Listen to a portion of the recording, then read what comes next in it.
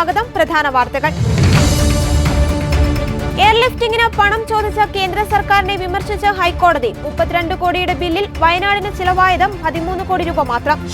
പൊതുവിദ്യാലയങ്ങളിലെ അധ്യാപകർ സ്വകാര്യ ട്യൂഷൻ നടത്തുവാൻ പാടില്ലെന്ന് വിദ്യാഭ്യാസ മന്ത്രി വി ശിവൻകുട്ടി. അമേരിക്കൻ ഉൽപ്പന്നങ്ങൾക്ക് 100% നികുതി ചുമത്തിയാൽ യുഎസും അതുതന്നെ ആവർത്തിക്കുമെന്ന് ഡൊണാൾഡ് ട്രംപ്. താലിബാനെയും HTSനെയും ഭീകരപട്ടികയിൽ നിന്ന് ഒഴിവാക്കി നിയമം പാസാക്കി റഷ്യ. റോഡപകടങ്ങൾ വർദ്ധിക്കുന്ന സാഹചര്യത്തിൽ കർശന നടപടികളുമായി ഗതാഗത വകുപ്പ്. വാർത്തകൾ വിശദമായി. ദുരന്തവേളയിലെ എയർലിഫ്റ്റിംഗിന് പണം ചോദിച്ച കേന്ദ്ര സർക്കാരിന്റെ നീക്കത്തെ വിമർശിച്ച് ഹൈക്കോടതി. കേന്ദ്രം ചോദിച്ച 132.62 കോടി രൂപയിൽ 13 കോടി രൂപ മാത്രമാണ് ചൂരൽമല മുണ്ടക്കൈ ദുരന്തത്തിന് ചെലവായതെന്നും 8 വർഷം മുൻപ് വരെയുള്ള ബില്ലുകൾ എന്തിനാണ് ഇപ്പോൾ നൽകിയതെന്നും കോടതി ചോദിച്ചു. വയനാട് ദുരന്തത്തിൽ ചെലവായ തുക സംബന്ധിച്ച് കേന്ദ്രത്തിന് കത്ത് നൽകിയെന്ന് കേരളം അറിയിച്ചെങ്കിലും കത്ത് ലഭിച്ചില്ലെന്നായിരുന്നു കേന്ദ്രത്തിന്റെ മറുപടി. ചൂരൽമല മുണ്ടക്കൈ ദുരന്തത്തിന് പിന്നാലെ ദുരന്തമുഖത്ത് കേന്ദ്ര സഹായത്തിന് കേരളം 132.62 കോടി രൂപ സംസ്ഥാന ദുരന്ത നിവാരണ ഫണ്ടിൽ നിന്ന് അടയ്ക്കണമെന്ന് ആവശ്യപ്പെട്ട് കേന്ദ്രം കത്ത് നൽകിയിരുന്നു. ഇതിനെതിരെ വിമർശനമുയർന്നതിന് പിന്നാലെയാണ് കത്ത് ഹൈക്കോടതിയിലെത്തിയത്. കേന്ദ്രം സമർപ്പിച്ച ബില്ലുകളിൽ 13 കോടി രൂപ മാത്രമാണ് ചൂരൽമല മുണ്ടക്കൈ ദുരന്ത സമയത്ത് ചിലവായത്. ബാക്കി തുക 8 വർഷം മുൻപ് വരെ നടന്ന ദുരന്തങ്ങളിലെ സഹായത്തിനും കൂടി ചേർത്താണ്. ആദ്യ ബില്ല് 2006 ദുരന്തത്തിന്റേതാണ്. ഇതെല്ലാം ഇപ്പോഴെങ്ങനെയാണ് കടന്നു വന്നതെന്നും ഈ സമയത്താണോ എല്ലാ ബില്ലുകളും ഒരുമിച്ച് നൽകുന്നതെന്ന് കോടതി കേന്ദ്രത്തോട് ചോദിച്ചു. 132 കോടി കേന്ദ്രത്തിലേക്ക് അടയ്ക്കുന്നതിന് പകരം ഇപ്പോൾ പൂർത്തിയാക്കേണ്ട അടിയന്തര ആവശ്യങ്ങൾക്ക് ചിലവിട്ടൂടെ എന്നും കോടതി ചോദിച്ചു. ഇതിൽ കൃത്യമായ വിശദീകരണം നൽകാൻ കോടതി കേന്ദ്രത്തോട് ആവശ്യപ്പെട്ടു. വയനാട് ദുരന്തവുമായി ബന്ധപ്പെട്ട് ദുരന്ത നിവാരണ ഫണ്ടിൽ നിന്ന് എത്ര തുക ചിലവിട്ടു എന്നും ബാക്കി എത്രയുണ്ടെന്നുമുള്ള വിശദമായ കണക്ക് കോടതി നിർദ്ദേശപ്രകാരം കേന്ദ്രത്തിന് കൊടുത്തെന്ന് സംസ്ഥാന സർക്കാർ കോടതിയെ അറിയിച്ചു. കേന്ദ്ര ആഭ്യന്തര സെക്രട്ടറിക്ക് അയച്ച കത്ത് കോടതിയിൽ ഹാജരാക്കി. ഇതനുസരിച്ച് അടിയന്തര ആവശ്യങ്ങൾക്ക് എത്ര തുക നൽകാനാകുമെന്ന് കോടതി കേന്ദ്രത്തോട് ചോദിച്ചു. എന്നാൽ ഔദ്യോഗികമായി കത്ത് ലഭിച്ചിട്ടില്ലെന്നായിരുന്നു കേന്ദ്രത്തിന്റെ മറുപടി. ഒടുവിൽ എല്ലാ നടപടിക്രമങ്ങളും പൂർത്തിയാക്കി ഇന്ന് തന്നെ കേന്ദ്രത്തിന് കത്തയക്കുമെന്ന് സർക്കാർ അഭിഭാഷകൻ കോടതിയെ അറിയിച്ചു. അവധിക്ക് ശേഷം ജനുവരി 10 വയനാട് ദുരന്തവുമായി ബന്ധപ്പെട്ട ഹർജി ഹൈക്കോടതി വീണ്ടും പരിഗണിക്കും. BR അംബേദ്കർക്കെതിരായ കേന്ദ്ര ആഭ്യന്തരമന്ത്രി അമിത് ഷായുടെ അപകീർത്തി പരാമർശത്തിനെതിരെ പാർലമെന്റ് വളപ്പിൽ പ്രതിപക്ഷ പ്രതിഷേധം. അംബേദ്കറുടെ ചിത്രവുമായാണ് MPമാർ എത്തിയത്. അമിത് ഷാ മാപ്പ് പറയണമെന്നായിരുന്നു ആവശ്യം. തുടർന്ന് സഭയിലും അംബേദ്കറുടെ ചിത്രങ്ങൾ ഉയർത്തിക്കാട്ടി പ്രതിഷേധം നടന്നു. ലോക്സഭ ചേർന്നതോടെ പ്രതിപക്ഷ നേതാക്കൾ അംബേദ്കറിന്റെ ചിത്രമടങ്ങിയ ഫ്ലെക്സ് ബോർഡുകൾ ഉയർത്തി സഭയിൽ പ്രതിഷേധമുയർത്തുകയായിരുന്നു. അംബേദ്കറെ അപമാനിക്കുന്ന പരാമർശങ്ങളാണ് അമിത് ഷാ നടത്തിയതെന്നും ഇതിൽ മാപ്പ് പറയണമെന്നുമാണ് പ്രതിഷേധക്കാരുടെ ആവശ്യം. അംബേദ്കർ എന്നതിന് പകരം ദൈവത്തെ വിളിച്ചാൽ കോൺഗ്രസുകാർക്ക് സ്വർഗത്തിൽ പോകാമെന്നായിരുന്നു അമിത് ഷായുടെ പരാമർശം. എന്നാൽ അമിത് ഷായല്ല, കോൺഗ്രസ് ആണ് അംബേദ്കറിനെ അപമാനിച്ചതെന്നാണ് BJPയുടെ വാദം. മനുസ്മൃതിയിൽ വിശ്വസിക്കുന്നവർക്ക് തീർച്ചയായും അംബേദ്കറുമായി പ്രശ്നമുണ്ടാകുമെന്ന് രാഹുൽ Xൽ കുറിച്ചിരുന്നു. തുടക്കം മുതലേ ഇന്ത്യൻ ഭരണഘടനയ്ക്ക് പകരം മനുസ്മൃതി നടപ്പാക്കാനാണ് RSS ആഗ്രഹിച്ചതെന്ന് ഖാർഗെ കുറ്റപ്പെടുത്തി. BJP RSS ത്രിവർണ പതാകയ്ക്കെതിരാണെന്ന് ഒരിക്കൽ കൂടി തെളിയിക്കുന്നതാണ് ആഭ്യന്തരമന്ത്രിയുടെ അംബേദ്കർ അധിക്ഷേപ പരാമർശമെന്നും ഖാർഗെ കൂട്ടിച്ചേർത്തു. ഉഭയകക്ഷി ബന്ധം എത്രയും വേഗം സാധാരണ നിലയിലാക്കുവാൻ ഇന്ത്യയുമായി ചേർന്ന് പ്രവർത്തിക്കുവാൻ തയ്യാറാണെന്ന് ചൈന. ഇരു രാജ്യങ്ങളുടെയും പ്രധാന താൽപര്യങ്ങളെയും ആശങ്കകളെയും പരസ്പരം ബഹുമാനിക്കുക, ചർച്ചയിലൂടെയും ആശയവിനിമയത്തിലൂടെയും പരസ്പര വിശ്വാസം ശക്തിപ്പെടുത്തേണ്ടതിന്റെ ആവശ്യകത, ഇരു രാജ്യങ്ങളും തമ്മിലുള്ള ഭിന്നതകൾ ആത്മാർത്ഥതയോടും വിശ്വസ്തയോടെയും കൃത്യമായ വിധത്തിൽ പരിഹരിക്കേണ്ടതിന്റെ ആവശ്യകത എന്നിവ ചൈനീസ് വിദേശകാര്യ മന്ത്രാലയം പ്രത്യേകം എടുത്തു പറഞ്ഞു. 5 വർഷത്തിന് ശേഷം നടക്കുന്ന ഇന്ത്യ ചൈന പ്രത്യേക പ്രതിനിധികളുടെ ചർച്ചയുമായി ബന്ധപ്പെട്ട് നടത്തിയ വാർത്താ സമ്മേളനത്തിലാണ് ചൈനീസ് വിദേശകാര്യ മന്ത്രാലയ വക്താവ് ലിൻ ജിയോൻ ഇക്കാര്യങ്ങൾ വ്യക്തമാക്കിയത്. ചർച്ചയിൽ പങ്കെടുക്കുന്നതിനായി ഇന്ത്യയുടെ ദേശീയ സുരക്ഷാ ഉപദേഷ്ടാവ് അജിത് ഡോവൽ ചൊവ്വാഴ്ച ബെയ്ജിംഗിലെത്തി. ചൈനയുടെ പ്രതിനിധിയായ വിദേശകാര്യമന്ത്രി വാങ്ങിയായിരിക്കും ബുധനാഴ്ച നടക്കുന്ന ചർച്ച നയിക്കുക. കിഴക്കൻ ലഡാക്കിലെ സൈനിക പിന്മാറ്റം പൂർത്തിയായ സാഹചര്യത്തിൽ ഇരു രാജ്യങ്ങളും തമ്മിലുള്ള ഉഭയകക്ഷി ബന്ധം പുനഃസ്ഥാപിക്കുന്നതുമായി ബന്ധപ്പെട്ട ചർച്ചകൾ നടക്കുമെന്നാണ് പ്രതീക്ഷിക്കുന്നത്. 2019 ഡിസംബറിലാണ് അവസാനമായി ഇരു രാജ്യങ്ങളും തമ്മിലുള്ള ഉന്നതതല പ്രതിനിധി ചർച്ച നടന്നത്. അതിർത്തി പ്രശ്നങ്ങളായിരുന്നു ഇതിൽ പ്രധാനമായും ചർച്ച ചെയ്തത്. കിഴക്കൻ ലഡാക്കിലെ സൈനിക പിന്മാറ്റം ഘട്ടം ഘട്ടമായി പൂർത്തിയായതായി ഇന്ത്യൻ വിദേശകാര്യമന്ത്രി എസ് ജയശങ്കർ കഴിഞ്ഞയാഴ്ച പാർലമെന്റിൽ അറിയിച്ചിരുന്നു. ഇന്ത്യയും ചൈനയുമായുള്ള നയതന്ത്ര ബന്ധത്തിലെ പുരോഗതിക്കായി അതിർത്തി മേഖലകളിൽ സമാധാനപരമായ അന്തരീക്ഷം ഒരുക്കേണ്ടതുണ്ടെന്നും ജയശങ്കർ പറഞ്ഞു. ഇന്ത്യ ചൈന അതിർത്തി പ്രദേശങ്ങളിലെ യഥാർത്ഥ നിയന്ത്രണ രേഖയിലെ പെട്രോളിംഗ് സംബന്ധിച്ച് ഇക്കൊല്ലം ഒക്ടോബറിൽ ഇരു രാജ്യങ്ങളും തമ്മിൽ ഐക്യത്തിലെത്തിയിരുന്നു. ഇന്ത്യ ചൈന അതിർത്തിയിൽ സമാധാനവും സുസ്ഥിരതയും നിലനിർത്താൻ ഒക്ടോബറിൽ നടന്ന ബ്രിക്സ് ഉച്ചകോടിയിൽ പ്രധാനമന്ത്രി നരേന്ദ്രമോദിയും ചൈനീസ് പ്രസിഡന്റ് ഷീ ജിൻപിങ്ങും ആഹ്വാനം ചെയ്തിരുന്നു. അതിർത്തിയിൽ സമാധാനവും സുസ്ഥിരതയും നിലനിർത്തുക എന്നത് ഇരു രാജ്യങ്ങളുടെയും മുൻഗണനാ വിഷയമായി തുടരണമെന്നും പരസ്പര വിശ്വാസമാണ് ഉഭയകക്ഷി ബന്ധത്തിന്റെ അടിസ്ഥാനമെന്നും മോദി വ്യക്തമാക്കിയിരുന്നു. NCPയിലെ മന്ത്രിമാറ്റം സംബന്ധിച്ചുള്ള ചർച്ചകൾ പുരോഗമിക്കുന്നതിനിടെ രാജിവെക്കില്ലെന്ന് പരോക്ഷമായി പറഞ്ഞ മന്ത്രി AK Saseendran. Thomas K Thomas MLA മന്ത്രിയാകുവാൻ സാധ്യതയില്ലെങ്കിൽ താനെന്തിന് രാജിവെക്കണമെന്ന് AK Saseendran പറഞ്ഞു. രാജിവെച്ചാൽ മുഖ്യമന്ത്രിയുടെ നിലപാടിനെ എതിർക്കുന്നതുപോലെയാകുമെന്നും ശശീന്ദ്രൻ വ്യക്തമാക്കി. തോമസ് കെ തോമസിനെ മന്ത്രിയാക്കാൻ എന്ത് നിലപാടാണോ സ്വീകരിക്കേണ്ടത് ആ നിലപാട് സ്വീകരിക്കാൻ ഞാൻ തയ്യാറാണെന്ന് കേരള സമൂഹത്തെയും പാർട്ടി പ്രവർത്തകരെയും നേതൃത്വത്തെയും മാധ്യമങ്ങളിലൂടെ അറിയിച്ചതായി AK ശശീന്ദ്രൻ. ഇക്കാര്യത്തിൽ തനിക്കൊരു പിടിവാശിയുമില്ല. വിഷയം ദേശീയ നേതൃത്വം ആദ്യം ചർച്ച ചെയ്ത ഘട്ടത്തിൽ പറഞ്ഞ കാര്യമാണ്. തോമസിനെ മന്ത്രിയാക്കാൻ വേണ്ടി മാറാൻ ഞാൻ തയ്യാറാണെന്നത്. എന്നാൽ അതിന് സാധ്യതയില്ലെങ്കിൽ എന്താണ്, ആർക്കാണ് പ്രയോജനം? ഞാൻ രാജിവെച്ചാൽ അതിനർത്ഥം മുഖ്യമന്ത്രിയുടെ നിലപാടിനെതിരെ പ്രതിഷേധിക്കുന്നു എന്നാണ്. മുഖ്യമന്ത്രിയുടെ തീരുമാനത്തിൽ പ്രതിഷേധിക്കുന്ന ഒരു രാഷ്ട്രീയ തീരുമാനത്തിലേക്ക് പോകുന്നതിനോട് എനിക്ക് താല്പര്യമില്ലെന്നും ശശീന്ദ്രൻ മാധ്യമങ്ങളോട് പ്രതികരിച്ചു.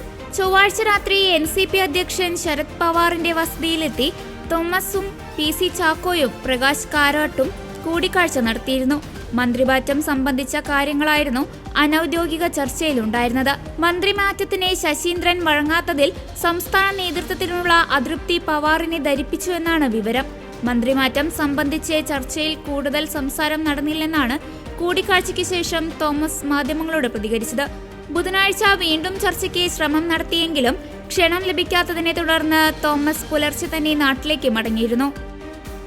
കൊറിയൻ ഉപദ്വീപ് മേഖലയിലേക്ക് ശ്രദ്ധ കൂടുതൽ കൊടുക്കുവാൻ ഇന്ത്യ. വിദേശ നയതന്ത്രത്തിൽ സുപ്രധാനമായ ആക്ട് ഈസ്റ്റ് നയത്തിന്റെ ഭാഗമായി ഉത്തര കൊറിയയുമായുള്ള ബന്ധം വിപുലപ്പെടുത്തുവാനാണ് ഇന്ത്യയുടെ ശ്രമങ്ങളെന്നാണ് റിപ്പോർട്ടുകൾ. കഴിഞ്ഞ 3.5 വർഷമായി അടച്ചിട്ടിരുന്ന ഇന്ത്യൻ എംബസി ഈ മാസം ആദ്യം തുറന്ന് പ്രവർത്തിച്ചു തുടങ്ങി. ഉദ്യോഗസ്ഥരും നയതന്ത്ര പ്രതിനിധികളും അടക്കമുള്ള സംഘം എംബസിയിലെത്തി പ്രവർത്തിച്ചു തുടങ്ങിയെന്നാണ് ദി ട്രിബ്യൂൺ റിപ്പോർട്ടിൽ പറയുന്നത്. വിവരങ്ങൾ ചോർത്തുന്നതിൽ കുപ്രസിദ്ധിയാർജിച്ച രാജ്യമാണ് ഉത്തര കൊറിയ. അതിനാൽ തന്നെ വർഷങ്ങളായി അടച്ചിട്ട എംബസിയിൽ എല്ലാ ഉപകരണങ്ങളും എല്ലാ സ്ഥലങ്ങളും പരിശോധിച്ച് വിവരച്ചോർച്ച ഉണ്ടാകുന്നില്ലെന്ന് ഉറപ്പുവരുത്തുന്ന നടപടികളാണ് ഇപ്പോൾ നടക്കുന്നത്. ഉത്തര കൊറിയയിലേക്കുള്ള അംബാസിഡർ വരുന്ന മാസങ്ങൾക്കുള്ളിൽ ചുമതല ഏറ്റെടുക്കുമെന്നാണ് റിപ്പോർട്ടുകൾ. പിന്നാലെ കൂടുതൽ ഉദ്യോഗസ്ഥരും പ്രതിനിധികളും എത്തും. 2021 എംബസി പ്രവർത്തനം നിർത്തി ഇന്ത്യ ഉദ്യോഗസ്ഥരെ മുഴുവൻ തിരികെ വിളിച്ചിരുന്നത്. കോവിഡ് വ്യാപനം ഉൾപ്പെടെ ചൂണ്ടിക്കാണിച്ചായിരുന്നു നടപടി. എന്നാൽ പിന്നീടുള്ള 3.5 വർഷത്തിനിടെ എംബസി തുറക്കുന്നതിൽ ഇന്ത്യയുടെ ഭാഗത്തുനിന്ന് നടപടിയുണ്ടായില്ല. ഇപ്പോഴുള്ള തീരുമാനത്തിന് പിന്നിൽ ഭൗമരാഷ്ട്രീയത്തിലെ മാറ്റങ്ങളാണെന്നാണ് സൂചന. ഉത്തര കൊറിയയുമായുള്ള ബന്ധം നിലവിലെ സാഹചര്യത്തിൽ ഊഷ്മളമായി നിലനിർത്തേണ്ടത് ഇന്ത്യക്ക് അത്യാവശ്യമാണ്. ദീർഘദൂര ബാലിസ്റ്റിക് മിസൈലുകൾ ഉൾപ്പെടെ വികസിപ്പിച്ച ഉത്തര കൊറിയ ആണവായുധമുള്ള രാജ്യം കൂടിയാണ്. ഇന്ത്യയുടെ ബന്ധവൈരികളായ പാകിസ്ഥാനുമായി ഉത്തര കൊറിയയ്ക്ക് നയതന്ത്ര ബന്ധമുണ്ട്. ഇരു രാജ്യങ്ങളും തമ്മിൽ ഇക്കാര്യങ്ങളിൽ സാങ്കേതിക വിദ്യ കൈമാറ്റമുണ്ടാകാതെ നോക്കേണ്ടതും ഇന്ത്യയുടെ ആവശ്യമാണ്. ഇറാൻ, ചൈന, റഷ്യ എന്നീ രാജ്യങ്ങളുമായി മാത്രമാണ് കാലങ്ങളായി ഉത്തര കൊറിയയ്ക്ക് മികച്ച ബന്ധമുള്ളത്. ഇന്ത്യക്ക് മികച്ച ബന്ധങ്ങളുള്ള രാജ്യങ്ങളാണ് റഷ്യയും ഇറാനും. ചൈനയുമായുള്ള പ്രശ്നങ്ങൾ രമ്യതയിലെത്തിക്കാനുള്ള പരിശ്രമങ്ങൾ ഇരു രാജ്യങ്ങളുടെയും ഭാഗത്തുനിന്നുമുണ്ടാകുന്നുമുണ്ട്. ഇവരുമായി മികച്ച ബന്ധമുള്ള ഒരു രാജ്യവുമായി നയതന്ത്ര ബന്ധം നിലനിർത്തേണ്ടത് അത്യാവശ്യമാകുന്നുവെന്ന് ഇന്ത്യ തിരിച്ചറിയുന്നുണ്ട്. ഉത്തര കൊറിയയ്ക്ക് കാലങ്ങളായി വ്യാപാര പ്രതിരോധ ബന്ധങ്ങളുള്ളത് ചൈനയുമായാണ്. എന്നാൽ അടുത്തിടെ റഷ്യയുമായി പ്രതിരോധ ബന്ധം അവർ വളർത്തിയെടുത്തു. ഈ സാഹചര്യത്തിൽ മേഖലയിൽ വളർന്നു വരുന്ന ഒരു രാജ്യമെന്ന നിലയിൽ ബന്ധം ഊഷ്മളമാക്കി നിലനിർത്താനാണ് പ്യോങ്യാങ്ങിലെ എംബസി പ്രവർത്തനം ഇന്ത്യ പുനരാരംഭിച്ചത്. റോഡപകടങ്ങൾ കുറയ്ക്കുന്നതിനായി കടുത്ത നടപടികൾ സ്വീകരിക്കുവാൻ ഉറച്ച് ഗതാഗത വകുപ്പ്. സ്വകാര്യ ബസ് ഇടിച്ച് ആരെങ്കിലും മരിക്കുന്ന അപകടമുണ്ടായാൽ ബസിന്റെ പെർമിറ്റ് 6 മാസത്തേക്ക് റദ്ദാക്കുവാനാണ് തീരുമാനിച്ചിരിക്കുന്നത്. ബസ് അപകടത്തിൽ ഗുരുതരമായി പരിക്കേറ്റാൽ പെർമിറ്റ് 3 മാസത്തേക്കും സസ്പെൻഡ് ചെയ്യുമെന്ന് ഗതാഗത വകുപ്പ് മന്ത്രി KB ഗണേഷ് കുമാർ അറിയിച്ചു. സ്വകാര്യ ബസ് ഉടമകളുടെ സംഘടനാ പ്രതിനിധികളുമായി നടത്തിയ ചർച്ചയിലാണ് ഇക്കാര്യം തീരുമാനിച്ചത്. ബസ്സുകളുടെ പെർമിറ്റ് റദ്ദാക്കുന്നതിനൊപ്പം ബസ് ഓടിക്കുന്നയാളുടെ ഡ്രൈവിംഗ് ലൈസൻസ് റദ്ദാക്കുന്ന നടപടി തുടരുമെന്നും മന്ത്രി ഗണേഷ് കുമാർ അറിയിച്ചു. മത്സരയോട്ടത്തിന്റെ പശ്ചാത്തലത്തിലാണ് ഭൂരിഭാഗം അപകടങ്ങളുണ്ടാകുന്നത്. എന്നാൽ യാതൊരു തരത്തിലുള്ള മത്സരങ്ങളെയും പ്രോത്സാഹിപ്പിക്കുന്നില്ലെന്നാണ് ബസ് ഉടമകൾ അറിയിച്ചിരിക്കുന്നത്. കഴിഞ്ഞ ദിവസം തിരുവനന്തപുരത്ത് ഒരു ബാങ്ക് ജീവനക്കാരന്റെ മരണത്തിന് ഇടയാക്കിയ സംഭവത്തിന്റെ പശ്ചാത്തലത്തിലാണ് ഈ നീക്കം. സ്വകാര്യ ബസ്സുകളിൽ ഡ്രൈവർ, കണ്ടക്ടർ, ക്ലീനർ എന്നിവരെ നിയമിക്കുന്നതിന് യാതൊരു മാനദണ്ഡവും ഇതുവരെയില്ല. എന്നാൽ ഇനിയങ്ങോട്ട് പോലീസ് വെരിഫിക്കേഷന് ശേഷം മാത്രമായിരിക്കും ഈ ജോലികളിൽ പ്രവേശിക്കാൻ അനുവദിക്കൂവെന്നാണ് മന്ത്രി അറിയിച്ചിരിക്കുന്നത്. മയക്കുമരുന്നുമായി ബന്ധപ്പെട്ടത് ഉൾപ്പെടെ യാതൊരുവിധ ക്രിമിനൽ കേസുകളിൽ പ്രതിയായിട്ടില്ലെന്ന പോലീസ് ക്ലിയറൻസ് ലഭിച്ചാൽ മാത്രമേ സ്വകാര്യ ബസ്സിൽ ജീവനക്കാരനായി പ്രവേശനം അനുവദിക്കാവൂവെന്ന് ഉടമകൾക്കും നിർദ്ദേശം നൽകി. ബസ്സിലെ ഡ്രൈവിംഗ് സംബന്ധിച്ചുള്ള പരാതികൾ അറിയിക്കുന്നതിനായി ഒരു ഫോൺ നമ്പർ പതിപ്പിക്കാനും ഉടമകളോട് ആവശ്യപ്പെട്ടു. ആരുടെ നമ്പറാണ് കൊടുത്തിരിക്കുന്നത് എന്ന് മോട്ടോർ വാഹന വകുപ്പിനെ അറിയിക്കുകയും വേണം. ഇതിൽ ലഭിക്കുന്ന പരാതികളിൽ നടപടി സ്വീകരിക്കുന്നില്ലെങ്കിൽ പിന്നീട് പതിപ്പിക്കുന്ന നമ്പർ MVDയുടേതായിരിക്കും. ബസ്സിലെ എല്ലാ ജീവനക്കാർക്കും പരിശീലനം നൽകുന്നതിനായി RTO ഓഫീസുകൾ കേന്ദ്രീകരിച്ച് പദ്ധതികൾ ആരംഭിക്കും. ബസ്സുകളുടെ മത്സരയോട്ടം ഒഴിവാക്കുന്നതിനായി ബസ്സുകളെ ജിയോ ടാഗ് ചെയ്യാനും തീരുമാനിച്ചിട്ടുണ്ട്. ഇതിനായി ഉടമകൾക്ക് 3 മാസത്തെ സമയം അനുവദിച്ചിട്ടുണ്ട്. ഇവർ മുൻകൈയെടുത്ത് ചെയ്യുന്നില്ലെങ്കിൽ ഇത് സർക്കാർ ചെയ്യും. ഇതോടെ വാഹനത്തിന്റെ വേഗതയിൽ ഉൾപ്പെടെ നിയന്ത്രണം ഉണ്ടാകും. ഇതിനൊപ്പം സമയം തെറ്റിച്ചോടുന്ന വണ്ടികൾക്ക് പിഴ ഈടാക്കുകയും ചെയ്യുമെന്നാണ് ഉടമകളെ അറിയിച്ചിരിക്കുന്നത്. ബസ് ഉടമകൾ തന്നെ ഇത് ചെയ്യാമെന്ന് സമ്മതിച്ചിട്ടുണ്ടെന്നും മന്ത്രി അറിയിച്ചു. നാട്ടുകാരാണോ? ഡ്രൈവ് ചെയ്യുന്നവരാണോ? ഗവൺമെൻറ്റാണോ? അല്ല. ഈ ഡിസൈൻ ചെയ്യേണ്ട എഞ്ചിനീയർമാരും ഈ കോൺട്രാക്ടർ ഉപയോഗിക്കുന്ന കൺസൾട്ടൻറ്റ് അല്ലെങ്കിൽ അതോറിറ്റി നിശ്ചയിക്കുന്ന കൺസൾട്ടൻറ്റ് ഇവരല്ലേ ഡിസൈൻ ചെയ്യുന്നത്? നമ്മളാണോ? അവരുടെ ഡിസൈന് തകരാറുണ്ടല്ലേ ബ്ലാക്ക് സ്പോട്ട് ഉണ്ടാകുന്നത്. ഇവർ പലപ്പോഴും പറ്റുന്ന കുഴപ്പം, ഇപ്പം മുണ്ടൂർ എന്ന സ്ഥലത്തെ പ്രശ്നം എന്ന് പറയുന്നത് പണ്ട് ഈ പ്രശ്നമില്ലായിരുന്നു. കാരണം റോഡ് വളരെ മോശമായിരുന്നു. ഇപ്പോൾ റോഡ് വളരെ നന്നായി, വളരെ സ്മൂത്തായി. ഹൈവേയും സ്മൂത്തായി, KSTP റോഡും സ്മൂത്തായി. ഇതിലാണ് സ്മൂത്തായി കഴിഞ്ഞാൽ ഇടിയാണ്. അപ്പോൾ ആ പഴയ ശാസ്ത്രം ഇപ്പോൾ പറ്റത്തില്ല. അപ്പോൾ ഇപ്പോഴത്തെ ആ സ്പീഡ് കൂടുന്നതനുസരിച്ചുള്ള ഒരു ഡിസൈൻ അല്ലാത്തത് കൊണ്ടാണ് 2 റോഡിലും സ്പീഡ് കൂടിയിരിക്കുന്നു എന്ന് കണക്കാക്കിയുള്ള ഡിസൈൻ. പഴയ ഡിസൈൻ അങ്ങനെ ഫോളോ ചെയ്യാൻ, പഴയ പാറ്റേൺ, ഇപ്പോൾ മുണ്ടൂർ ജംഗ്ഷനിൽ പഴയ പാറ്റേൺ കണ്ടിന്യൂ ചെയ്യുമെന്ന് അവർ പറഞ്ഞു. അപ്പോൾ അത് കണ്ടിന്യൂ ചെയ്യുമ്പോൾ ഈ സ്പീഡിൻ്റെ വർധനവിനെ പറ്റി അവർ ധരിക്കുന്നില്ല. റോഡ് സ്മൂത്തായി. അപ്പോൾ ഇതൊക്കെയാണ് അതിൻ്റെ കുഴപ്പം. എല്ലാ പ്രശ്നം കൂടി ഒരു ദിവസം പരിഹരിക്കാൻ പറ്റത്തില്ല. നമ്മളിപ്പോൾ ഒരു വളരെ ദുഃഖകരമായൊരു സംഭവം നടന്നു പനയമ്പാടത്ത്. അവിടുത്തെ ഒരു പ്രധാന ഇഷ്യൂ കുറേ നാളായിട്ട് അഡ്രസ്സ് ചെയ്യുന്നത് 2021 ജൂലൈ മാസത്തിൽ അവിടുത്തെ MLA വളരെ വിഷയം നിയമസഭയിൽ ഉന്നയിക്കുകയും അവരത് മന്ത്രിക്ക് കത്തായി കൊടുക്കുകയും ചെയ്തു. അപ്പോൾ MLAയുടെ ആ ഒരു നിർദ്ദേശം അനുസരിച്ച് പരിശോധന നടത്തി. അന്ന് തന്നെ ഒരു 2022 ഓഗസ്റ്റ് മാസത്തിൽ പരിശോധന നടത്തി. ഒരു റിപ്പോർട്ടും തയ്യാറായി. അതോടൊപ്പം പാലക്കാട് IIT പഠിച്ചു, അവരൊരു റിപ്പോർട്ട് തന്നു. ഇതൊന്നും ശ്രദ്ധിച്ചില്ല എന്നുള്ളതാണ് അതിൻ്റെ കാര്യം. അപ്പോൾ അതുകൊണ്ട് ഇപ്പോൾ ആ പ്രശ്നം ആദ്യം പരിഹരിച്ചതിന് ശേഷം മറ്റുള്ള സ്ഥലങ്ങളിൽ ഏതായാലും എൻഫോഴ്സ്മെൻറ്റ് ശക്തിപ്പെടുത്താൻ ഇന്നലെ ADGPയുടെ നേതൃത്വത്തിലെടുത്ത ഒരു യോഗം തീരുമാനിച്ചിട്ടുണ്ട്. ട്രാൻസ്പോർട്ട് കമ്മീഷൻ പങ്കെടുത്തു, അല്ലെങ്കിൽ SP-മാരെല്ലാം പങ്കെടുത്തിരുന്നു. SP-മാരോടൊപ്പം നമ്മുടെ മോട്ടോർ വെഹിക്കിൾ ഡിപ്പാർട്ട്മെൻറ്റിലെ ഇന്നലെ XP-മാരുമായിട്ട് വൈകിട്ട് തന്നെ എല്ലാ ജില്ലകളിലും മോട്ടോർ വെഹിക്കിൾ ഉദ്യോഗസ്ഥർ മീറ്റിംഗ് നടത്തിയിരുന്നു. ഇന്ന് രാവിലെ മുതൽ ഡ്രൈവ് ആരംഭിച്ചിട്ടുണ്ട്. മദ്യപിച്ച് വണ്ടി ഓടിക്കുക, പിന്നെ മൊബൈൽ ഫോൺ ഉപയോഗിച്ച് വണ്ടി ഓടിക്കുക, ഇങ്ങനെയുള്ള കാര്യങ്ങളാണ് മെയിനായിട്ട്. പിന്നെ അതുമാത്രമല്ല, ഇന്നലെ വളരെ നല്ലൊരു മീറ്റിംഗ് നടത്തി. പ്രൈവറ്റ് ബസ്സുകൾ ധാരാളം അപകടങ്ങൾ ഉണ്ടാക്കുകയാണ്. അപ്പോൾ സ്വകാര്യ ബസ്സിൻ്റെ ഉടമകളുമായി 4 സംഘടനയാണുള്ളത്. 4 സംഘടനകളുമായി ഇന്നലെ ഞങ്ങൾ ട്രാൻസ്പോർട്ട് കമ്മീഷനും മറ്റു ഉദ്യോഗസ്ഥരടക്കം ഞങ്ങളൊരു ചർച്ച നടത്തിയിരുന്നു. ആ ചർച്ചയിൽ ചില ആശയങ്ങൾ ഉരുത്തിരിഞ്ഞിട്ടുണ്ട്. സ്വകാര്യ ബസ്സുകൾ ഇനി ആളുകളെ ഇടിച്ചു കൊന്നാൽ 6 മാസത്തേക്ക് പെർമിറ്റ് സസ്പെൻഡ് ചെയ്യും. സ്വകാര്യ ബസ്സുകൾ ഇടിച്ച് അശ്രദ്ധമായി ഓടിച്ച് മാരകമായി പരിക്കേറ്റാൽ 3 മാസം പെർമിറ്റ് സസ്പെൻഡ് ചെയ്യും. ലൈസൻസ് സസ്പെൻഡ് ചെയ്യുന്ന കൂടെ ഉണ്ട് കേട്ടോ. ലൈസൻസ് ഓടിക്കുന്ന ആളുടെ ലൈസൻസ് പോകുന്ന ഒന്ന് അതുണ്ട്. അത് കൂടാതെ അതിന് കാരണം എന്ന് പറയുന്നത് പലപ്പോഴും മത്സര ഓട്ടത്തിന് പല ബസ് ഉടമകളും പ്രോത്സാഹിപ്പിക്കുന്നുള്ളതാണ്. അത്ര മത്സര ഓട്ടത്തോട് സംഘടനാ നേതാക്കളോ സംഘടനകളോ പൊരുത്തപ്പെടുന്നില്ല എന്ന് സമ്മതിച്ചു. ഇപ്പം നമ്മൾ നേരത്തെ ഒരു തീരുമാനമെടുത്തു. തിരുവനന്തപുരത്ത് കിഴക്കേക്കോട്ടയിൽ കഴിഞ്ഞ ദിവസം ഒരു ബാങ്ക് ജീവനക്കാരൻ ബസ്സിൻ്റെ ഇടയിൽ ഞെരിഞ്ഞ് മരിക്കുകയുണ്ടായി. അത് ആ ദൃശ്യം കണ്ടാൽ നമുക്കറിയാം അതൊരു നിയമലംഘനം. ആ നിയമലംഘനം എന്ന് പറയുന്നത് KSRTC ബസ്സിൻ്റെ മുന്നിൽ കയറി കൂടുതൽ കളക്ഷൻ എടുക്കാവുന്ന ലക്ഷ്യത്തോടുകൂടി ആ ഡ്രൈവർ ചെയ്തൊരു നിയമലംഘനമാണ്. അത് ഡ്രൈവർക്ക് വേണ്ടിയല്ലല്ലോ കളക്ഷൻ. അപ്പോൾ അക്കാര്യത്തിൽ കർശനമായ നിലപാട് എടുത്തിട്ടുണ്ട്. പിന്നെ ഈ കണ്ടക്ടർമാരും ഡ്രൈവർമാർക്ക് ഇവർക്കൊന്നും യാതൊരു ട്രെയിനിങ്ങും മര്യാദയൊന്നുമില്ല. എല്ലാ ഡ്രൈവർമാരും കണ്ടക്ടർമാരെയും private bus driver, conductor, cleaner ഇവരുടെ നിയമനം ഇനി പോലീസ് വെരിഫിക്കേഷൻ വാങ്ങിക്കൊണ്ട് മാത്രമേ നടത്താൻ പറ്റുള്ളൂ. അവരുടെ പോലീസ് ക്ലിയറൻസ് വാങ്ങിക്കണം. അവരുടെ പേരിൽ ക്രിമിനൽ കേസുകളോ മയക്കുമരുന്ന് കേസുകളോ അങ്ങനെയുള്ള യാതൊരുവിധ കേസുകളും ഇല്ല എന്ന് ഉറപ്പുവരുത്തണം. യാത്രക്കാരായ കുട്ടികളുടെയൊക്കെ സുരക്ഷിതത്വത്തിന് വളരെ അത്യാവശ്യമാണ്. അതിനോട് ബസ് ഉടമകൾ യോജിക്കുകയും അവരെ സമ്മതിച്ചിട്ടുണ്ട്. പിന്നെ ഡ്രൈവർമാർക്ക് IDTR ഘട്ടം ഘട്ടമായി IDTRൽ അല്ലെങ്കിൽ IDTRൻ്റെ യൂണിറ്റുകളിൽ സബ് യൂണിറ്റുകളിൽ വെച്ച് ഡ്രൈവിംഗ് ട്രെയിനിങ് നിയമങ്ങളെക്കുറിച്ചും ഡ്രൈവിങ്ങിൻ്റെ അച്ചടക്കത്തെക്കുറിച്ചും ഘട്ടം ഘട്ടമായി ട്രെയിനിങ് നടത്താൻ ട്രാൻസ്പോർട്ട് കമ്മീഷണർ ചുമതലപ്പെടുത്തിയിട്ടുണ്ട്. അദ്ദേഹം അതിൻ്റെ ഷെഡ്യൂൾ തയ്യാറാക്കി അത് ചെയ്യും. എല്ലാ RTO ജോയിൻ്റ് RTO ഓഫീസുകളിലും ഡ്രൈവർ, കണ്ടക്ടർ, ക്ലീനർ ഈ 3 കൂട്ടർക്കും ട്രെയിനിങ് ആരംഭിക്കാൻ പോവുകയാണ്. എങ്ങനെയാണ് വണ്ടിയിൽ പെരുമാറേണ്ടത്, വണ്ടിയുടെ ഡോർ എങ്ങനെ അടയ്ക്കണം, വണ്ടി എങ്ങനെ ഓടിക്കണം, വണ്ടിയിൽ വരുന്നതോടെ എങ്ങനെ ബിഹേവ് ചെയ്യണം എന്നുള്ള കാര്യത്തിൽ ഒരു ട്രെയിനിങ് നടത്താനുണ്ട്. ഭീകര സംഘടനകളായി പ്രഖ്യാപിച്ച ഗ്രൂപ്പുകളുടെ നിരോധനം താൽക്കാലികമായി തടയുവാൻ കോടതികളെ അനുവദിക്കുന്ന നിയമം റഷ്യൻ പാർലമെന്റ് പാസാക്കി. അഫ്ഗാനിസ്ഥാനിലെ താലിബാൻ ഭരണകൂടവുമായും സിറിയയിൽ അധികാരത്തിലേറിയ പുതിയ നേതൃത്വവുമായുള്ള ബന്ധം സാധാരണ നിലയിൽ ആക്കുന്നതിന് വഴിയൊരുക്കുന്നതാണ് പാർലമെന്റിന്റെ അധോസഭയായ സ്റ്റേറ്റ് ദുമ പാസാക്കിയ പുതിയ നിയമം. തീവ്രവാദ പ്രവർത്തനങ്ങൾ അവസാനിപ്പിക്കുന്ന സംഘടനകളെ കോടതിയുടെ ഉത്തരവോടെ നിരോധിത പട്ടികയിൽ നിന്ന് നീക്കം ചെയ്യാൻ നിയമം അനുവദിക്കുന്നു. 20 വർഷത്തെ യുദ്ധത്തിന് ശേഷം US-ന്റെ നേതൃത്വത്തിലുള്ള സൈന്യം പിൻവാങ്ങിയതിനെ തുടർന്ന് 2021 ഓഗസ്റ്റിൽ അധികാരം പിടിച്ചെടുത്ത അഫ്ഗാനിസ്ഥാനിലെ താലിബാൻ സർക്കാരിനെ നിലവിൽ ഒരു രാജ്യവും അംഗീകരിക്കുന്നില്ല.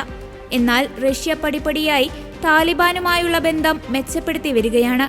ഭീകരതയ്ക്കെതിരെ പോരാടുന്നതിൽ താലിബാൻ സഖ്യകക്ഷിയാണെന്ന് പ്രസിഡന്റ് വ്ളാഡിമിർ പുടിൻ പറയുകയും ചെയ്തിരുന്നു.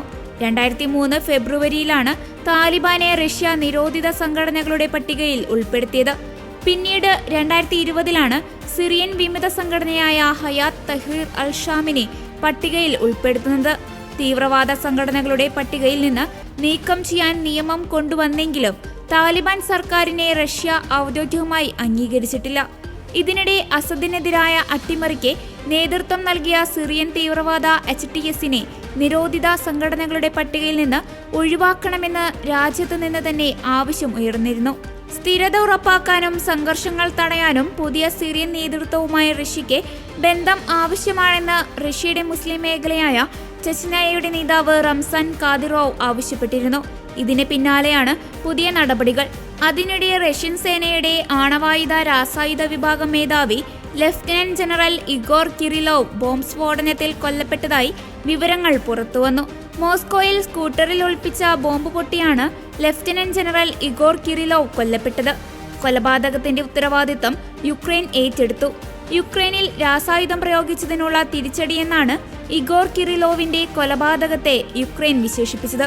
ഒരാഴ്ചക്കിടെ കൊല്ലപ്പെടുന്ന 2ാമത്തെ ഉന്നത റഷ്യൻ ഉദ്യോഗസ്ഥനാണ് കിറിലോവ്. അമേരിക്കൻ ഉൽപ്പന്നങ്ങൾക്ക് ഉയർന്ന തീരുവ ഈടാക്കുന്ന ഇന്ത്യ ഉൾപ്പെടെയുള്ള രാജ്യങ്ങൾക്ക് തിരിച്ചും നികുതി ചുമത്തുകയാണ് തന്റെ പദ്ധതിയെന്ന് വ്യക്തമാക്കിക്കൊണ്ട് നിയുക്ത അമേരിക്കൻ പ്രസിഡന്റ് ഡൊണാൾഡ് ട്രംപ്. മറ്റു രാജ്യങ്ങൾക്ക് US ഉൽപ്പന്നങ്ങൾക്ക് അധിക നികുതി ചുമത്തിയാൽ അതേ രീതിയിൽ തിരിച്ചടിക്കുമെന്ന് മാധ്യമപ്രവർത്തകരോട് സംസാരിക്കുന്നതിനിടെ അദ്ദേഹം പറഞ്ഞു. മറ്റു രാജ്യങ്ങൾ ഞങ്ങൾക്ക് നികുതി ചുമത്തിയാൽ അതേ തുക തിരിച്ചും നികുതി ഈടാക്കും. എല്ലായ്പ്പോഴും അവർ ഞങ്ങൾക്ക് അധിക നികുതി ചുമത്തുകയാണ്. ഞങ്ങൾ തിരിച്ച് അങ്ങനെ ചെയ്യാറില്ലെന്നും ട്രംപിനെ ഉദ്ധരിച്ച് ന്യൂസ് ഏജൻസിയായ PTI റിപ്പോർട്ട് ചെയ്തു. ചൈനയുമായുള്ള വ്യാപാര കരാർ സംബന്ധിച്ച ചോദ്യങ്ങൾക്കുള്ള മറുപടിക്കിടെയാണ് ട്രംപിന്റെ പ്രതികരണം. ചില US ഉൽപ്പന്നങ്ങൾക്ക് ഇന്ത്യയും ബ്രസീലും ഉൾപ്പെടെയുള്ള രാജ്യങ്ങൾ ഉയർന്ന നികുതി ചുമത്തുന്നതായി അദ്ദേഹം ആരോപിച്ചു. US ഉൽപ്പന്നങ്ങൾക്ക് ഇന്ത്യ 100% നികുതി ഈടാക്കിയാൽ തിരിച്ചും അതുതന്നെ ചെയ്യുമെന്നും ട്രംപ് മുന്നറിയിപ്പ് നൽകി. ബ്രിക്സ് രാജ്യങ്ങൾക്ക് ഡൊണാൾഡ് ട്രംപ് അടുത്തിടെ നൽകിയ മുന്നറിയിപ്പ് ആഗോള ശ്രദ്ധ നേടിയിരുന്നു. ഈ രാജ്യങ്ങളിൽ നിന്നുള്ള ഉൽപ്പന്നങ്ങൾക്ക് 100% തീരുവ ഏർപ്പെടുത്തുമെന്നാണ് ട്രംപിന്റെ ഭീഷണി. പ്രാഥമിക വ്യാപാര കറൻസിയായ ഡോളറിനെ ഉപയോഗിച്ചില്ലെങ്കിൽ 100% നികുതി എന്ന സാഹസത്തിനെ താൻ മുതിരുമെന്നാണ് ട്രംപ് വ്യക്തമാക്കിയിരിക്കുന്നത്. 9 രാജ്യങ്ങൾ ഉൾപ്പെടുന്ന തന്ത്രപ്രധാന കൂട്ടായ്മയാണ് BRICS. Brazil, Russia, India, China എന്നീ രാജ്യങ്ങളുടെ കൂട്ടായ്മയായി 2009 സഖ്യത്തിന്റെ തുടക്കം. രൂപീകൃതമായ സമയത്ത് ഇത് ബ്രിക് ആയിരുന്നു. ലോകരാജ്യങ്ങളുടെ മൊത്തം വിസ്തൃതിയുടെ 1/4 ലോക ജനസംഖ്യയുടെ 40% അവകാശപ്പെടാവുന്ന രാജ്യങ്ങളെന്ന നിലയിലാണ് ആഗോള സാമ്പത്തിക ക്രമത്തിൽ ഈ സഖ്യം നിർണായകമായി മാറിയത്. 2011 ദക്ഷിണാഫ്രിക്ക കൂടി സഖ്യത്തിന്റെ ഭാഗമായി. അങ്ങനെയാണ് ബ്രിക്സായി ബ്രിക് മാറുന്നത്. 2024 എത്തിയപ്പോഴേക്കും ഈജിപ്ത്, എത്യോപ്യ, UAE തുടങ്ങിയ രാജ്യങ്ങളും സഖ്യത്തിൽ അംഗങ്ങളായി. ഡോളറിനെ വെല്ലുവിളി ഉയർത്തുന്ന തരത്തിൽ സമാന്തര ബ്രിക്സ് കറൻസി പുറത്തിറക്കുകയോ മറ്റ് ഏതെങ്കിലും കറൻസിയെ പിന്തുണയ്ക്കുകയോ ചെയ്യരുതെന്നാണ് US നിയുക്ത പ്രസിഡന്റിന്റെ ആവശ്യം. പൊതുവിദ്യാലയങ്ങളിലെ അധ്യാപകർ സ്വകാര്യ ട്യൂഷൻ സ്ഥാപനങ്ങളിൽ ജോലി ചെയ്യുവാൻ പാടില്ലെന്ന് വിദ്യാഭ്യാസ മന്ത്രി വി ശിവൻകുട്ടി. കേരള സിലബസ് സ്കൂളുകളിലെ ക്രിസ്തുമസ് പരീക്ഷയുടെ ചോദ്യപേപ്പർ ഓൺലൈൻ ട്യൂഷൻ ചാനൽ വഴി ചോർന്ന പശ്ചാത്തലത്തിലാണ് മന്ത്രിയുടെ പ്രസ്താവന. സർക്കാർ ജോലിയിലിരിക്കെ ഇത്തരം നടപടികൾ കൈക്കൊള്ളുന്നത് ചട്ടവിരുദ്ധമാണെന്ന് മന്ത്രി പറഞ്ഞു. സർക്കാർ ജോലിയിലിരിക്കെ ഇത്തരം നടപടികൾ കൈക്കൊള്ളുന്നത് ചട്ടവിരുദ്ധമാണ്. ഇക്കാര്യങ്ങൾ പോലീസ് വിജിലൻസും പൊതുവിദ്യാഭ്യാസ വകുപ്പിലെ വിജിലൻസും കർശനമായി പരിശോധിക്കും. കുറ്റക്കാരെന്ന് കണ്ടാൽ നടപടിയും കൈക്കൊള്ളുമെന്ന് മന്ത്രി വ്യക്തമാക്കി. അധ്യാപക തസ്തികകൾ ഉണ്ടായാൽ നിയമിക്കാൻ PSC ലിസ്റ്റുകൾ നിലവിലുണ്ടെന്നും മന്ത്രി വി ശിവൻകുട്ടി മുന്നറിയിപ്പ് നൽകി. സ്വകാര്യ ട്യൂഷൻ സ്ഥാപനങ്ങളിൽ ജോലി ചെയ്യുന്ന അധ്യാപകരെ കുറിച്ച് പൊതുവിദ്യാഭ്യാസ വകുപ്പിനെ അറിയിക്കാൻ PTA അധികൃതരോട് മന്ത്രി അഭ്യർത്ഥിച്ചു. കേരളത്തിൽ പൊതുവിദ്യാഭ്യാസ മേഖല പുഷ്ടിപ്പെട്ടത് പൊതുസമൂഹത്തിന്റെയാകെ പിന്തുണയോടെയാണ്. ആ പിന്തുണ തുടരണമെന്നും വി ശിവൻകുട്ടി വാർത്താക്കുറിപ്പിൽ പറഞ്ഞു. പരീക്ഷാ പേപ്പറിലെ ചില ചോദ്യങ്ങൾ യൂട്യൂബ് ചാനലിൽ വന്നതിനെ കുറിച്ചുള്ള ശക്തമായ അന്വേഷണം നടക്കുകയാണ്. ഇതുമായി ബന്ധപ്പെട്ട് കർശനമായ നടപടികളാണ് കൈക്കൊള്ളുന്നത്. പൊതുവിദ്യാഭ്യാസ ഡയറക്ടർ DGPക്കും സൈബർ സെല്ലിനും പരാതി നൽകുകയും DGPയെ നേരിൽ കാണുകയുണ്ടായി. പൊതുവിദ്യാഭ്യാസ വകുപ്പ് മന്ത്രി ഇക്കാര്യങ്ങൾ മുഖ്യമന്ത്രിയെ നേരിൽ കണ്ട് അറിയിച്ചു. പരീക്ഷ നടത്തിപ്പുമായി ബന്ധപ്പെട്ട് യാതൊരു വിട്ടുവീഴ്ചയും ഉണ്ടാവില്ല, വീഴ്ച ഉണ്ടാവാൻ സമ്മതിക്കുകയുമില്ല. ഇപ്പോഴത്തെ പ്രശ്നങ്ങൾ പരിഹരിച്ച് മുന്നോട്ടു പോകുമെന്നും മന്ത്രി വി ശിവൻകുട്ടി വ്യക്തമാക്കി. ക്രിസ്മസ് പരീക്ഷയുടെ ചോദ്യപേപ്പർ ഓൺലൈൻ ട്യൂഷൻ ചാനൽ വഴി ചോർന്ന സംഭവം പോലീസ് ക്രൈംബ്രാഞ്ചും വിദ്യാഭ്യാസ വകുപ്പുമാണ് അന്വേഷിക്കുന്നത്. ADGP H വെങ്കടേഷനാണ് ക്രൈംബ്രാഞ്ച് അന്വേഷണ ചുമതല. പൊതുവിദ്യാഭ്യാസ വകുപ്പ് ഡയറക്ടർ S ഷാനവാസ് ചെയർമാനായ 6 അംഗ സമിതിയാണ് വകുപ്പ് തല അന്വേഷണം നടത്തുക. സമിതി 1 മാസത്തിനുള്ളിൽ റിപ്പോർട്ട് നൽകുമെന്ന് മന്ത്രി ശിവൻകുട്ടി അറിയിച്ചു. അന്താരാഷ്ട്ര ക്രിക്കറ്റിൽ നിന്ന് വിരമിക്കൽ പ്രഖ്യാപിച്ച ഇന്ത്യയുടെ സ്റ്റാർ സ്പിന്നർ R അശ്വിൻ. ഓസ്ട്രേലിയക്കെതിരെ ബ്രീസ്ബനിൽ നടന്ന ടെസ്റ്റ് മത്സരം സമനിലയിൽ അവസാനിച്ചതിന് പിന്നാലെയാണ് പ്രഖ്യാപനം. ടെസ്റ്റ് ക്രിക്കറ്റിൽ ഇന്ത്യക്കായി ഏറ്റവും കൂടുതൽ വിക്കറ്റ് എടുത്ത 2ാമത്തെ ബൗളറാണ് R അശ്വിൻ. 13 വർഷത്തെ കരിയറിൽ 106 ടെസ്റ്റുകളാണ് അശ്വിൻ കളിച്ചത്. അഡ്ലെയ്ഡിൽ നടന്ന ബോർഡർ ഗാവസ്കർ ട്രോഫിയിലാണ് അവസാനം കളിച്ചത്. 537 വിക്കറ്റുകളാണ് നേടിയത്. ടെസ്റ്റിൽ 37 തവണ 5 വിക്കറ്റ് നേട്ടവും സ്വന്തമാക്കി ഓസ്ട്രേലിയയുടെ ഷെയ്ൻ വേണിനൊപ്പമെത്തി. 67 തവണ 5 വിക്കറ്റ് നേട്ടം കരസ്ഥമാക്കിയ ശ്രീലങ്കയുടെ മുത്തയ്യ മുരളീധരൻ മാത്രമാണ് ഇരുവർക്കും മുന്നിലുള്ളത്. ടെസ്റ്റിൽ ഏറ്റവും കൂടുതൽ ഇടം കയ്യന്മാരെ പുറത്താക്കിയ റെക്കോർഡ് അശ്വിനാണ്. മികച്ച ഒരു ഓൾറൗണ്ടർ കൂടിയാണ് അദ്ദേഹം. ടെസ്റ്റിൽ 6 സെഞ്ചുറികളും 14 അർദ്ധ സെഞ്ചുറികളും ഉൾപ്പെടെ 3503 റൺസാണ് സമ്പാദ്യം. 2011 നവംബർ 6 ഡൽഹിയിൽ വെസ്റ്റ് ഇൻഡീസിനെതിരെയാണ് അശ്വിന്റെ ടെസ്റ്റ് അരങ്ങേറ്റം. ലോക ടെസ്റ്റ് ചാമ്പ്യൻഷിപ്പിൽ 41 മത്സരങ്ങൾ കളിച്ചപ്പോൾ 195 വിക്കറ്റുകളും നേടി. ഇത് റെക്കോർഡാണ്. ലോക ടെസ്റ്റ് ചാമ്പ്യൻഷിപ്പിൽ ആദ്യമായി 100 വിക്കറ്റ് നേട്ടം സ്വന്തമാക്കുന്നതും അശ്വിൻ തന്നെ. 116 ഏകദിനങ്ങളും 65 T20കളും കളിച്ചു. ഏകദിനത്തിൽ 156 പേരെയും T20യിൽ 72 പേരെയും പുറത്താക്കി. ബ്രിസ്ബെയിനിൽ ഇന്ത്യ ഓസ്ട്രേലിയ മത്സരം മഴ മൂലം തടസ്സപ്പെട്ട അവസരത്തിൽ അശ്വിനും കോഹ്ലിയും ഒരുമിച്ച് സംസാരിക്കുന്നുണ്ടായിരുന്നു. കോഹ്ലി അശ്വിനെ കെട്ടിപ്പിടിക്കുന്നതും കാണാമായിരുന്നു. ഇന്ത്യയുടെ ലോകകപ്പ് ടീമിലും അശ്വിനുണ്ട്. അന്താരാഷ്ട്ര ക്രിക്കറ്റിൽ ആകെ 765 വിക്കറ്റുകളാണ് നേടിയത്. ഇതോടെ ഗുഡ്നസ് ഈവനിംഗ് ന്യൂസ് ഇവിടെ പൂർണ്ണമാകുന്നു. കൂടുതൽ വാർത്താ അപ്ഡേറ്റുകൾക്കായി ഗുഡ്നസ് ന്യൂസ് ചാനൽ സന്ദർശിക്കുക. നന്ദി.